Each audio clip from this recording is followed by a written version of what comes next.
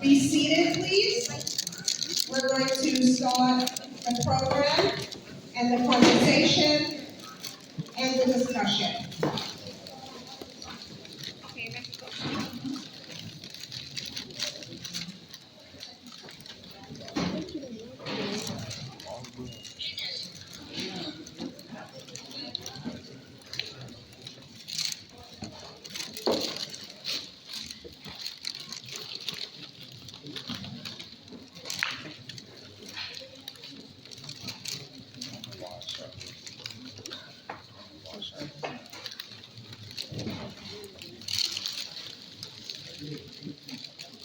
Okay, so good afternoon, everyone. Thank you for coming. Thank you so very much for joining us today for this important conversation about our youth, how we can support our youth, how we can keep our communities and our schools safe. My name is Mona Davis. I'm a founding member of the New York City School Safety Coalition. We are the organizers of today's event. Uh, we're here.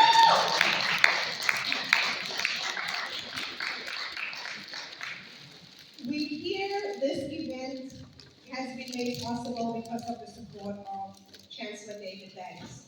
We have someone at 52 Chambers that got our back and that has given us this opportunity to have this space, to have these discussions, and we appreciate our Chancellor and we thank him for all of his support as well as the support from his team members, Aaron Bonnet, Mark Represents, and that entire DOE team.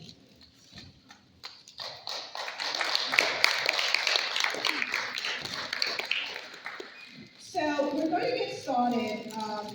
We have a number of panels.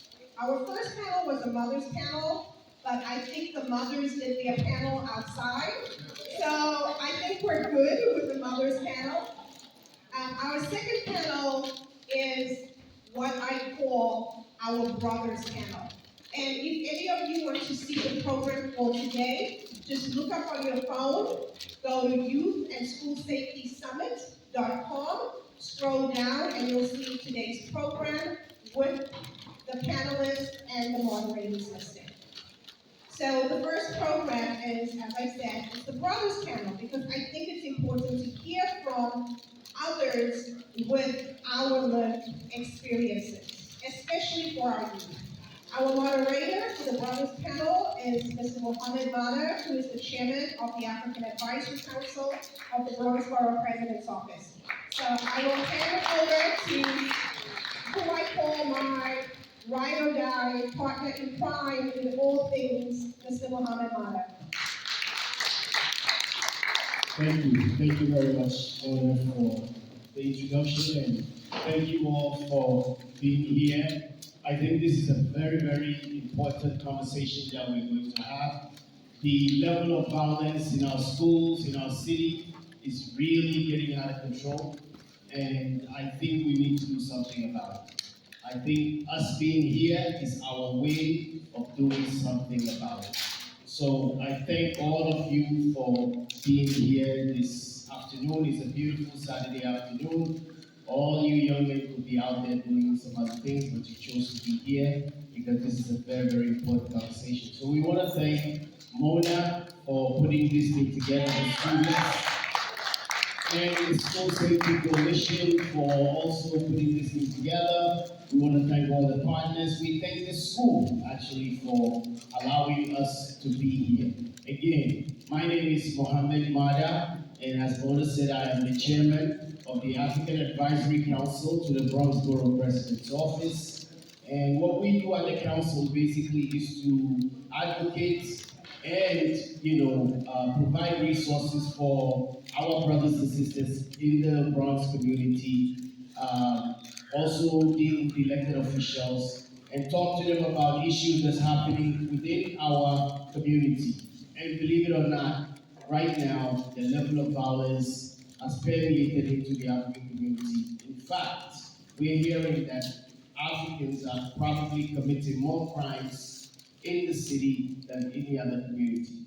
And so it is really, really important that we get engaged we get involved in this conversation. So I am really excited to have these wonderful brothers here on this panel to talk to us about their organizations, what's their perspective on what is happening in our city, and what we can do to make sure that all our kids are safe.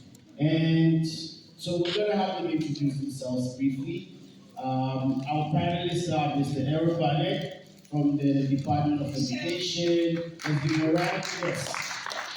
We also have Reverend Leo Cohen from the Community Initiative of New York. Yes. We have Mr. Emmanuel George from Democracy Prep, one of the outstanding schools in the city. And we have Mr. Derek Scott from Operation Hood. Let's give him a round of applause. So, being that I'm just on this side, I'm just going to send the mic over and we'll go across. They do introduce themselves and talk to us about what they have to offer for us today. Thank you very much. Shout out to Mona Davis again for even just coming up with this idea, this concept, and bringing it together. Good afternoon. Good afternoon. My name is Al Cohen. I'm the executive director for TCIONY, which stands for the Community Initiative of New York, and our youth program, which is called TAG, Teaching the Generation, Teens Against Guns. And one of the things that I see, and that's why we sometimes just don't participate in a lot of these events, because it's more talk than work. People want to be seen, people want to be heard, but the work is not getting done. First of all, before I get started, I want TAG to stand up. This is just a small portion of our youth group. Come on, TAG. You can stand up. And this is what it's all about. We have a lot of organizations that talk about you, that talk on behalf of you, but don't allow the youth to speak. And my wife and myself, who's the program director, has really dedicated our lives to establish a safe space where kids, where kids can come and talk and literally be heard with no judgment. You know, because it's very important, because a lot of resources is being allocated for youth programs, for youth events, but yet the youth are not benefiting from any of it. You know, you can't even point out a youth that can say they're leading this organization or they're running this organization, because they don't have the support that they need to elevate them to a point where their voice can be heard.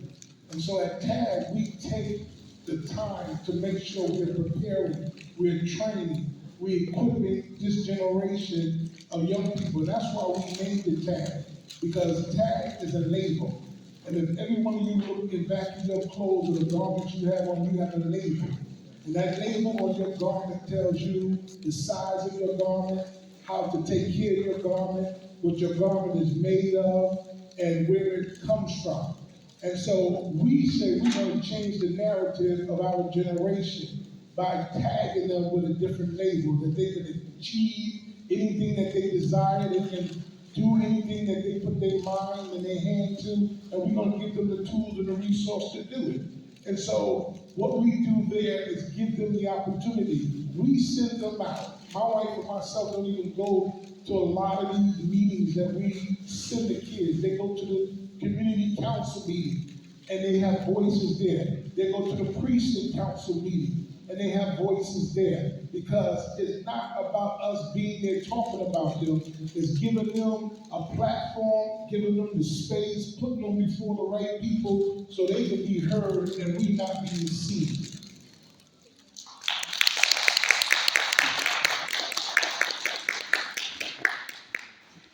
Thank you for that, brother. We work with many organizations like TAG and TCIONY, TAG Night. Good afternoon, everyone. My name is Aaron Barnett. I am the Deputy Executive Director for the Office of Safety and Prevention Partnerships for New York City Public Schools.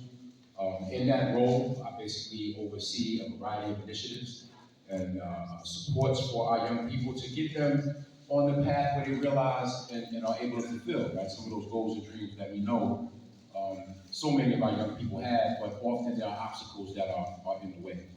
One of the major initiatives within the office that is really a combination of both the efforts of the New York City Public Schools as well as the Mayor's office is called Project Pivot. Project Pivot is an initiative where we provide resources to 144 schools across New York City. But the purpose of it was to provide those funds so that schools could engage community organizations like the Community Initiative of New York. Those organizations that have staff that have a lived experience, a shared lived experience, that they can connect with our students about. One of the number one things that our students have told us that they need is, like Rev said, is that platform where they can exercise their voice. And so the 5 pillars of Pivot, and we're hoping that all of our young people who participate in any Pivot-funded program, if you will walk away with these qualities: purpose, integrity, voice, optimism, and tenacity. And we feel that if the young people that we have in our charge walk away with those pillars kind of strengthened within their core, they can reach all of the goals and dreams that they have set for themselves. We really value the voices of the young people.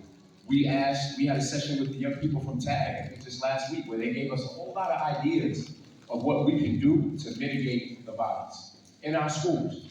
And so they gave great suggestions, but I'm a firm believer, just like Rev said, that in order for us to make any change, our young people have to be involved. They have to be involved.